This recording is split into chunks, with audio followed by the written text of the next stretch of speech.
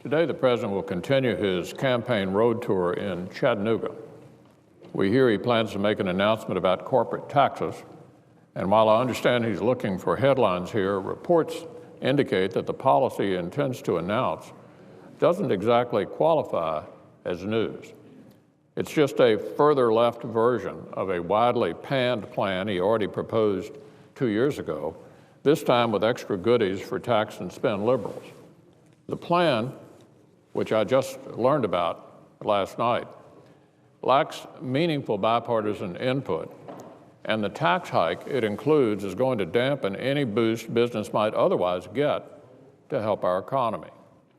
In fact, it could actually hurt small businesses, and it represents an unmistakable signal that the President has literally backed away from his campaign-era promise to corporate America that tax reform would be revenue neutral to them. Not only is this a rebuke to one of his party's most senior senators, the Finance Committee chairman, it also represents a serious blow to one of the best chances for true bipartisan action here in Washington. I truly hope the President reconsiders this plan and consults with Congress before moving any further. Now, on a different matter, 2 summers ago, Republicans and Democrats came together to agree on a set of spending caps for the following decade.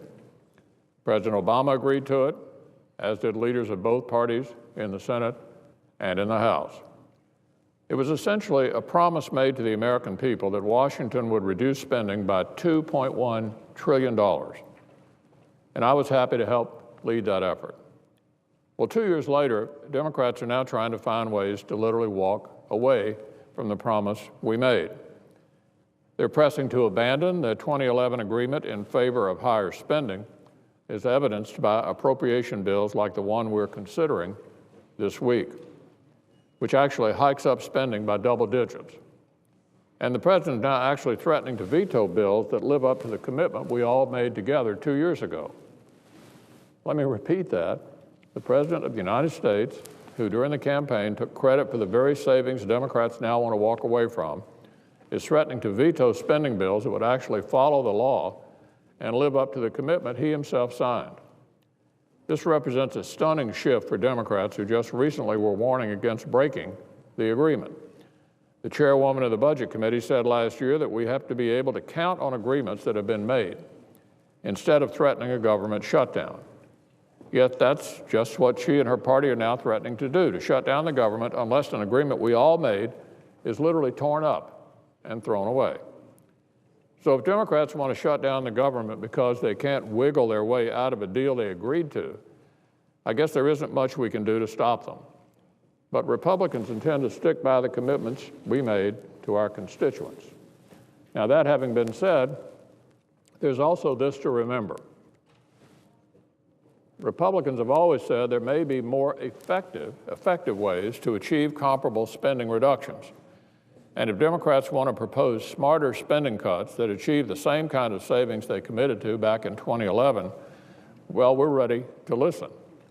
Comprehensive government spending reforms would be a good place to start, because Republicans understand that America's largest fiscal challenges stem from the fact that programs our fellow Americans hope to rely on in their most vulnerable years are going bankrupt. And Republicans are saying that the only way to avert that kind of panicked, poorly thought out spending cuts and tax increases we've seen in Europe is to implement forward-looking reforms today. That's why it's always so amusing when the President and his allies try to brand the kind of innovative government spending reforms we favor as European-style austerity, as he implied again this weekend. Well, nothing could be further from the truth.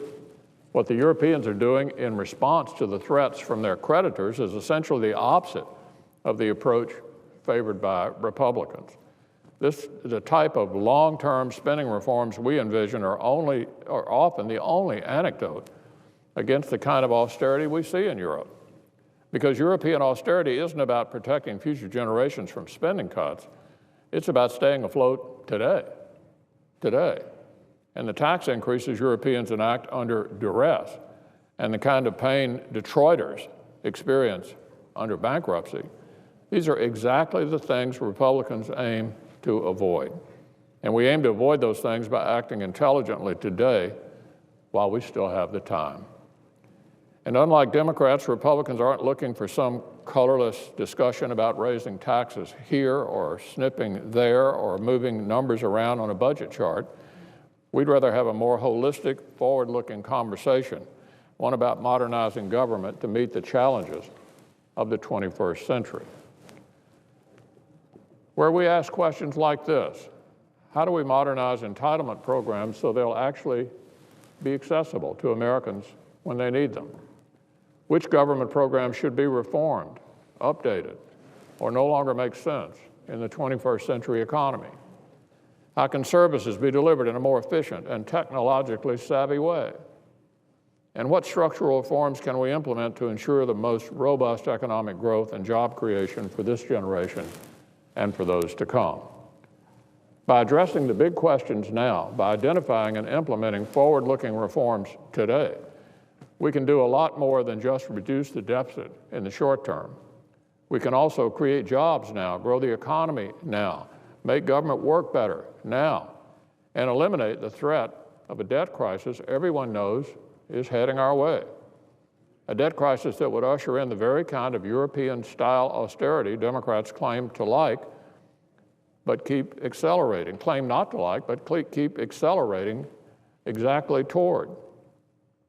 But in order for this to happen, the Democrats need to work with us. As a first step, they should step back from the brink with their plan to shut down the government, and they need to stop threatening to tear up agreements we all previously assented to. The Budget Control Act might not be perfect, but at least we were able to secure important spending control for the American people. And if Democrats want to trade some savings for innovative reforms that can serve our country even better over the long term, then there are plenty policymakers ready to listen.